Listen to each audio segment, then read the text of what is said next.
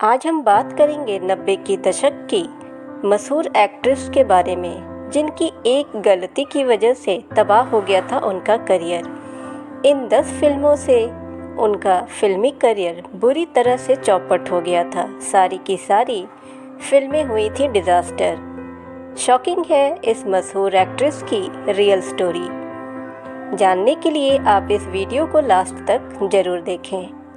बॉलीवुड की मशहूर एक्ट्रेस मनीषा कोइराला पिछले 32 सालों से फिल्मों में एक्टिव हैं। वो लगातार दर्शकों का मनोरंजन करती नजर आ रही हैं। वैसे बात करें मनीषा का फिल्मी करियर के बारे में तो काफ़ी उतार चढ़ाव भरा रहा है, और जब उनके फिल्मी ग्राफ पर नज़र डालते हैं तो हिट से ज़्यादा उनके खाते में फ्लॉप और डिज़ास्टर फिल्में ही नज़र आती हैं। मनीषा कोइराला ने अपने अभिनय की शुरुआत नेपाली फिल्म फेरी भेटौला जो कि 1989 में आई थी, इस फिल्म से की थी। इस फिल्म से 2 साल बाद उन्होंने फिर 1991 में आई सुभाष घई की फिल्म सौदागर से बॉलीवुड में कदम रखा और उनकी पहली ही बॉलीवुड फिल्म बॉक्स ऑफिस पर छा गई थी। मनीषा को उनकी पहली फिल्म से इंडस्ट्री में दर्शकों ने काफ़ी पसंद किया था और फिल्म सौदागर से मनीषा कोइराला को इंडस्ट्री और दर्शकों के बीच ज़बरदस्त पहचान मिली थी। बॉक्स ऑफिस इंडिया के आंकड़ों के हिसाब से मनीषा कोइराला की पहली फिल्म के बाद उन्हें लगातार असफलता ही हाथ लगी। 1991 के बाद उन्होंने कई फिल्मों में काम किए, लेकिन बॉक्स ऑफिस पर उनकी फिल्में लगभग फ्लॉप या डिज़ास्टर साबित हुईं। फिर 1996 में आई फिल्म अग्निसाक्षी जो कि रिलीज़ के साथ ही बॉक्स ऑफिस पर ब्लॉकबस्टर साबित हुई थी। मनीषा कोइराला की इस फिल्म ने उनके डूबते हुए करियर को एक बार फिर से ऊंचाई तक पहुंचाने में सफल रही। फिल्म अग्निसाक्षी की सफलता का स्वाद वैसे मनीषा कोइराला ज़्यादा दिनों तक चख नहीं पाई, क्योंकि इसके बाद भी उनकी झोली में फ्लॉप और डिज़ास्टर फिल्में ही गिरते चले गए और फिर 1999 में आई उनकी एक फिल्म कच्चे धागे और 3 साल बाद फिर उन्हें एक सफलता हिट फिल्म के रूप में मिली। लेकिन इस फिल्म के बाद उन्हें जिन 10 फिल्मों में काम किया उसने उनके करियर को बिल्कुल ही तबाह कर दिया था।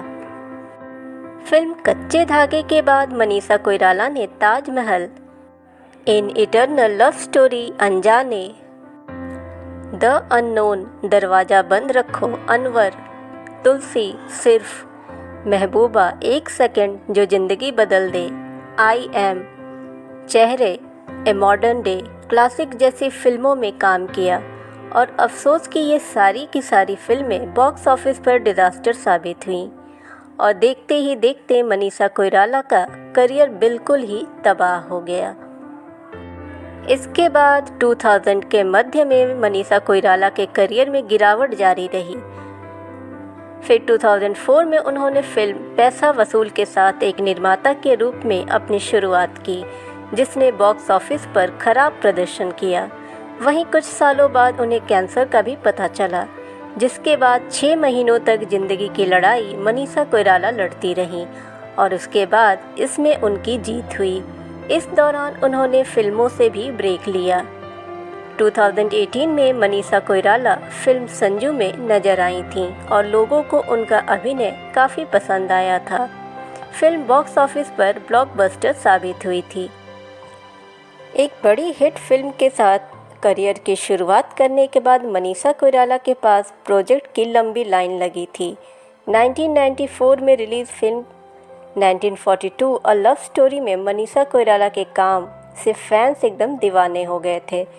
इसके बाद उन्होंने क्रिमिनल, बॉम्बे, अकेले हम अकेले तुम, दुश्मन जैसी ज़बरदस्त हिट फिल्में भी दीं।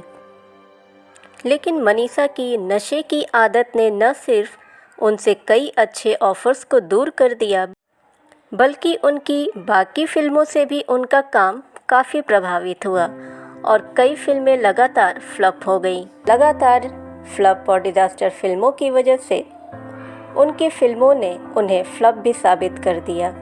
मनीषा कोइराला ने न सिर्फ हिंदी सिनेमा ही बल्कि साउथ और नेपाली फिल्मों में भी खूब नाम कमाया है। इसके अलावा वो बंगाली और इंग्लिश फिल्मों का भी हिस्सा रही हैं। इसके बाद मनीषा कोइराला कैंसर की चपेट में आ गईं।